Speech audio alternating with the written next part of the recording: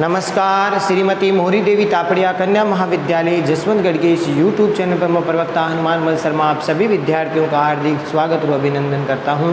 प्यारे विद्यार्थियों, BA तृतीय वर्ष की कक्षा में हिंदी साहित्य विषय के अंतर्गत आधुनिक काव्य जो आपका प्रथम प्रश्न पत्र है, उसमें हम सूर्यकांत त्रिपाठी निराला जी की कविता जागो फिर एक बार शीर्षक जो कविता है उससे महत्वपूर्ण पदों की व्याख्या कर रहे हैं, जो कि परीक्षा के उपयोग की दृष्टि से बहुत ही उपयोगी है।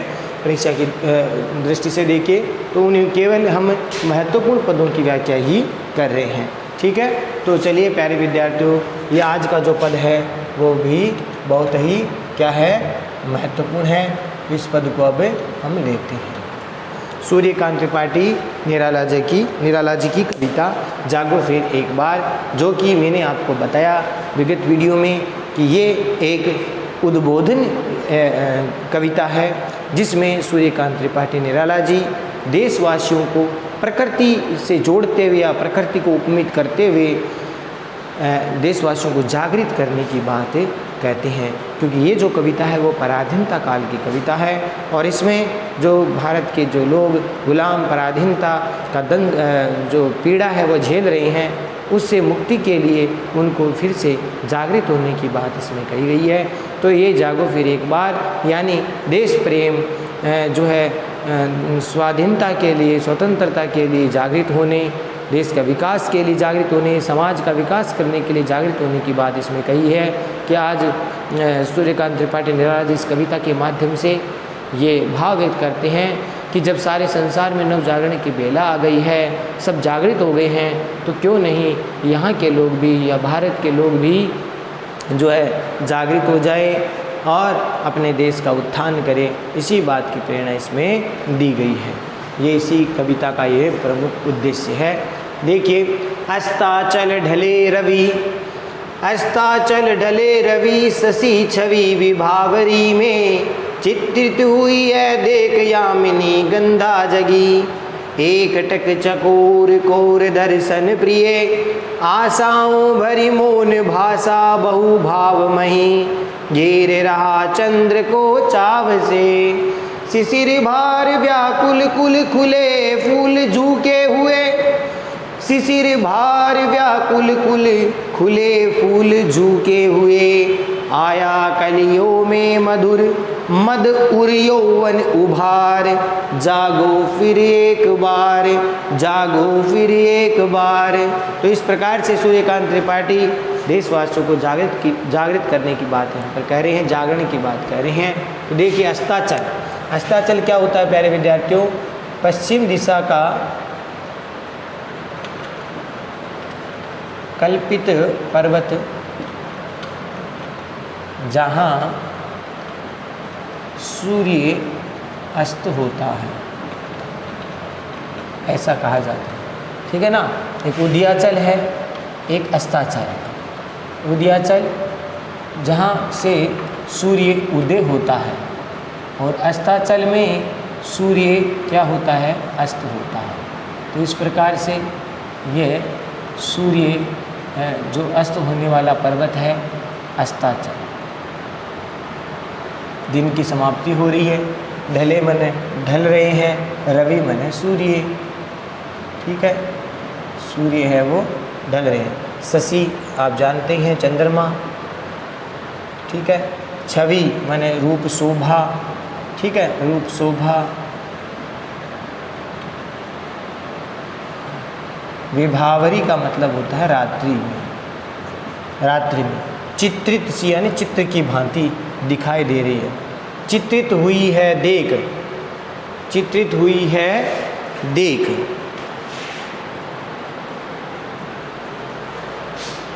यामिनी गंधा कहते हैं रजनीगंधा जो बेल होती है, रजनीगंधा की बेल, रजनीगंधा की बेल या लता वो जगी है रात्रि के समय। रजनीगंधा जो है चंद्रमा की किरणों से जो क्या होता है, जागृत होता है अर्थात खिलता है। ये रात्रि में ही गंध इसकी आती है, तो इसलिए इसका नाम, इसके फूलों के जो गंध है वो रात्रि के समय आता है ज़्यादा गंध, इसीलिए इसको रजनीगंधा कहते हैं। ठीक है, तो ये बेल है, बेल है। एक टक मन एक लगातार, लगातार। चकोर जो पक्षी है, कोर मन कोने में या ओट में, प्रिय के दर्शन करता है। ऐसा कहा जाता है, एक पक्षी होता है जो, जिसको हम चकोर कहते हैं, और ये रात्रि काल में जो है अपने प्रियतम से, प्रियतमा से बिछुड़ जाता है। ऐसा कहा जाता है कि रात्रि काल में जो इसका जो जोड़ा होता है वो क्या हो जाता है, बिछड़ जाता है, ऐसा कहते हैं।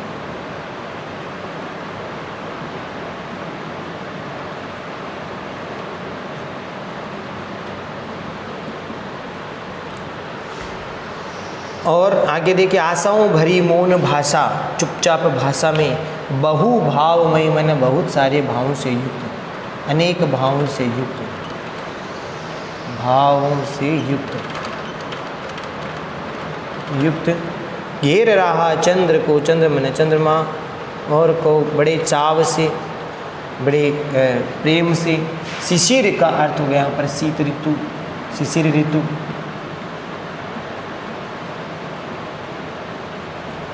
भार से यानी सर्दी के भार से, व्याकुल, कुल, कुल का अर्थ यहाँ पर सभी से है, समस्त से है। खुले फूल, झुके हुए फूल जो खिले हुए हैं वो भी शीत के कारण क्या है, झुके हुए हैं। शीत के कारण फूल भी झुके हुए से लग रहे हैं। आगे हम इसका अर्थ देखेंगे। कलियों में मधुर, मद उर, मद मने मदमस्त होना, और उर का हृदय से अर्थ है इसका यौवन के उभार से, संचार से जागो फिर एक बार। देखिए अब इसका अर्थ हम देखते हैं प्यारे विद्यार्थियों।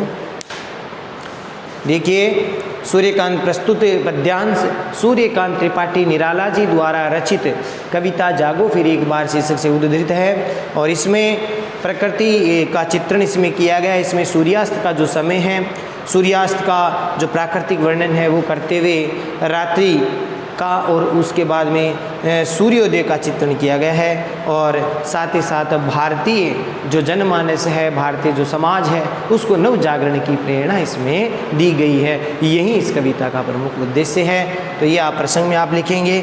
अब देखिए इसका व्याख्या देखिए।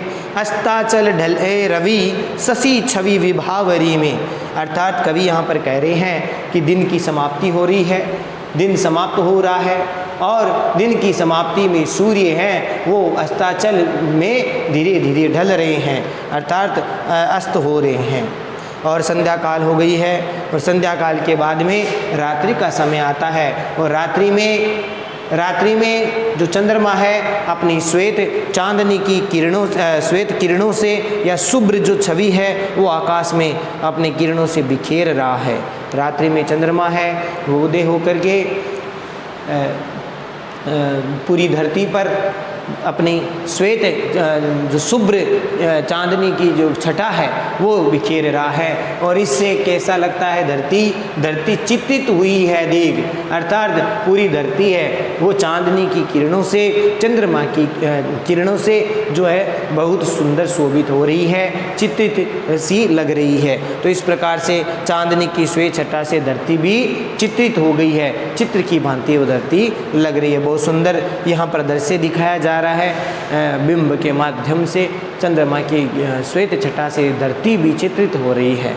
आगे देखिए कि यामिनी गंगा जगी, ऐसा सुंदर सा मनोरम वातावरण है, और ऐसे चांदनी से युक्त इस मधुर वातावरण में यामिनी गंगा भी जग गई है, अर्थात रजनीगंधा की जो बेल है वो भी खिल गई है, जागृत हो गई है, उनमें भी पुष्पों का संचार हो गया है, कलियां उसकी भी खिलने लगी है। तो यामिनी गंगा जगी यानी ऐसे मनोरम से वातावरण में रजनीगंधा भी जग गई है, अर्थात जग गई का मतलब खिल खिल गई है और उसकी जो महक है वो रजनीगंधा के फूलों की जो महक है वो चारों ओर बिखरने लगी है। इस प्रकार से आप लिख सकते हैं।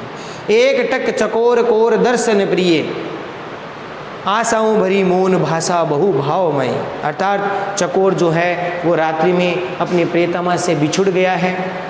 रात्रि में ऐसा कहा जाता है कि चकोर और चकोरी पक्षी है वो रात्रि में एक दूसरे से वियोग हो जाता है, बिछुड़ जाते हैं, और जब प्रातःकाल होता है तभी वो पुनः मिलते हैं। तो इस प्रकार से चकोर जो पक्षी है वो अपनी प्रियतमा से बिछुड़ गया है, और इस कारण से प्रियतमा है वो एक टक है, वो किसी ओट में बैठी बैठी अपने प्रियतम के दर्शन के लिए बैठी हुई सोच रही है। ओट में एक टक हो करके, एक टक चकोरी जो पक्षी है वो कोई किनारे पर ओट में बैठी हुई एक टक अपने प्रियतम चकोर को निहार रही है। ठीक है, तो इस प्रकार से यहाँ पर अपने प्रियतम के दर्शन की प्राप्ति की अभिलाषा कर रही है। आशाओं भरी मौन भाषा बहु भावमयी। इस प्रकार से वो जो चकोरी है वो रात भर विरह के बाद में जब प्रातःकाल होता है तब वह प्रातःकाल की मधुर मिलन की आशा में, प्रातःकाल वो चकोरी पक्षी है वो अपने रात्रि भर का जो वियोग सहन करने के बाद में जब प्रातःकाल होगा उस समय की, प्रातःकाल के समय वो अपने प्रियतम से मिलने की मधुर आशाओं भरी मौन भाषा में, बहुत सी अनेक भावों से युक्त वह मौन भाषा में कुछ सोचती रहती है, विचारती रहती है। तो इस प्रकार से चकोरी रात भर विरह में संतप्त रहती है और प्रातःकाल अपने मधुर प्रियतम चकोर से मिलने की आशा में अनेक प्रकार के भावपूर्ण मौन भाषाओं में कुछ विचार सोचने लगती है, विचारने लगती है। आगे देखिए प्यारे विद्यार्थियों, घेर रहा चंद्र को चाव से। कौन घेर रहा है? चकोर पक्षी घेर रहा है। चकोर पक्षी भी बड़े प्रेम से जो है चंद्रमा को निहार रहा है। ऐसा कहा जाता है चकोर भी है वो चंद्रमा को बड़े चाव से देखने लगता है। कि ऐसा कहा जाता है कि जन श्रुति है कि चकोर रात्रि में चंद्रमा की किरणों को पीता है या उसका भक्षण करता है, इसीलिए चकोर पक्षी है वो चंद्रमा को लगातार क्या करता रहता है? देखता रहता है। चंद्रमा को लगातार देखता रहता है कि ऐसा कहते हैं कि भाई चंद्रमा की किरणों का भक्षण करता है।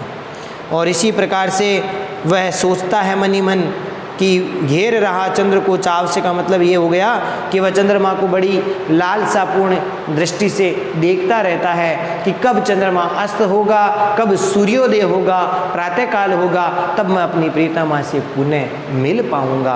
तो इस प्रकार का भाव यहाँ पर व्यक्त हुआ है। वह चकोर भी चंद्रमा को एकटक देखता रहता है, सोचता है कि भाई चंद्रमा कब अस्त होगा और कब प्रातःकाल होगा और मैं अपनी प्रियतमा से मेरा मिलन हो सकेगा। शिशिर बिहार व्याकुल कुल खुले फूल झुके हुए, अर्थात रात्रि के शीतकाल की जो रात्रि है, शिशिर ऋतु की जो रात्रि है, उसमें शीत से और पाले के भार से जो पेड़ पौधों की जो कलियां हैं वो व्याकुल है, अर्थात मुरझाई हुई है। व्याकुल का अर्थ यहाँ पर शीत के भार से मुरझाई हुई है। ठीक है, मुरझाए हुए हैं पेड़ पौधे। ठीक है, और वो सब नीचे झुके हुए हैं। खुले फूल झुके हुए, जो फूल खिले हुए हैं वो भी शिशिर ऋतु की शीत और पाले के भार से झुके हुए लग रहे हैं, अर्थात ठंड के कारण वो सब नीचे झुक गए हैं, मुरझा गए हैं। शीत ऋतु के कारण, शीत के भार, शीत की मार के कारण वह मुरझाए हुए हैं, और जो कुछ खिले हुए सारे जो फूल हैं वो अब नीचे की ओर झुके हुए हैं। आया कलियों में मधुर मद उर यौवन उभार, जागो फिर एक बार। कवि यहाँ पर कह रहे हैं प्यारे विद्यार्थियों कि जैसे ही सूर्योदय हुआ, सूर्योदय होते ही जो छोटी छोटी कलियाँ हैं वो खिलने लगी है और उनमें माधुर्य का संचार होने लगा है। मद उर यौवन उभार, मधुरता का संचार हो गया है। धीरे धीरे कलियाँ खिलने लगी है। सूर्योदय होते ही मधुर कलियों में मधुरता का, माधुर्य का संचार होने लगा है। और इस कारण से उस दृश्य को देख करके ऐसी वो जब कलियां खिल रही है जो मुकुलित कलियां हैं, जो बंद है ऐसी कलियां, धीरे धीरे क्या हो रही है, अब धीरे धीरे सूर्योदय के कारण अब वो खिल रही है। तो खिलने के इस प्रकार से उन कलियों को खिलने को देख करके ऐसा प्रतीत होता है, उस दृश्य को देख करके ऐसा लगता है कि मानो नव यौवनाओं की तरह ही जो नव युवतियाँ हैं उनमें जैसे यौवन का संचार होता है, उसी प्रकार से उन कलियों में यौवन का, मदमस्त यौवन का संचार हो रहा है, वो भी प्रफुल्लित विकसित हो रही है। इस प्रकार का भाव यहाँ पर व्यक्त हुआ है। तो यौवनाओं की तरह कलियों में भी यौवन का संचार होने लगा है और उन कलियों के हृदय में भी सौंदर्य का मद है, वो सौंदर्य के मद से वो कलियां प्रफुल्लित हो रही है। इस प्रकार का जो समय है, समय सदैव गतिशील है और कविता के माध्यम से, प्रकृति के माध्यम से सूर्यकांत त्रिपाठी निराला जी ने देशवासियों को, समाज को जागृत करने की बात इसमें कही है। तो जागो फिर एक बार हे देशवासियों, हे देश के समाज, हे भारतीय समाज, तुम भी जागृत हो जाओ। जब प्रकृति जागृत हो रही है तो तुम भी जागृत होकर के अपने विकास पथ पर लग जाओ। तो इस प्रकार से यहाँ पर जागृत होने की प्रेरणा दी है।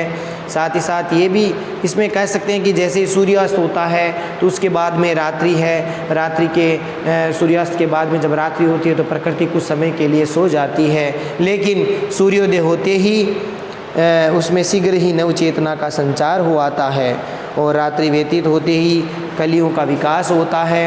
उसी प्रकार से प्रकृति भी में चेतनता आ जाती है और इसी प्रकार का भाव यहाँ पर है कि जिस प्रकार से सूर्योदय होते ही प्रकृति में चेतनता आ जाती है, उसी प्रकार से देश में भी नव चेतनता, नव जागरण का जो है संचार हो, यही कवि की यहाँ पर मूल भाव है, कवि का मूल उद्देश्य है। विशेष वाले पॉइंट में प्यारे विद्यार्थियों आपको लिखना है कि इसमें प्रकृति में नव जागरण की चेतना का संचार होता बताया गया है और प्रकृति की नव चेतना का संचार होने का भाव यहाँ पर देशवासियों को जागृत करने के भाव से जोड़ा है और अनुप्रास, रूपक, समासोक्ति अलंकार का प्रयोग इसमें किया गया है।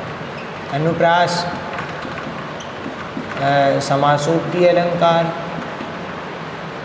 और रूपक अलंकार की प्राप्ति हो रही है। मुक्त छंद है, भाषा तत्सम शब्दावली से युक्त है।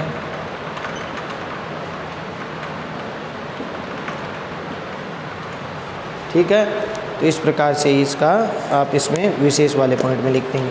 तो आशा करता हूँ प्यारे विद्यार्थियों, ये बहुत ही महत्वपूर्ण परीक्षा की दृष्टि से ये पद आपको समझ में आ गया होगा।